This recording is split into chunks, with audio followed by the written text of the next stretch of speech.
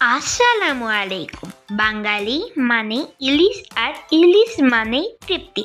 আজ আপনাদের সাথে শেয়ার করছি খুব সহজ কিন্তু দারুণ স্বাদের ইলিশ মাছ ভাজার পুরো প্রসেস কিভাবে বানালাম। প্রথমে মাছগুলোকে ভালোভাবে ধুয়ে নিয়ে এতে পরিমাণ মতো লবণ, 1 চামচ হলুদ এবং নিজের স্বাদ মতো মরিচের গুঁড়ো দিয়ে নিলাম। মশলাগুলো মাছের গায়ে খুব ভালো করে মাখিয়ে নিয়েছি যাতে প্রতিটি ভাজে চাপ পৌঁছে যায়।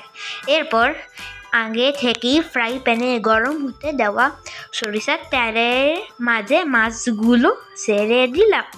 সরিষার তেলে সেই ঝাঁঝালো ঘ্রাণ আর ইলিশের স্বাদ মিলেমিশে একাকার। গরম ভাতের সাথে এই মাছ ভাজা হলে আর কিছুই লাগে না। আপনারা মাছ ভাজায় কোন তেল বেশি পছন্দ করেন, সরিষা নাকি সয়াবিন? কমেন্টে জানান। আসসালামু আলাইকুম, খুদা হাফেজ।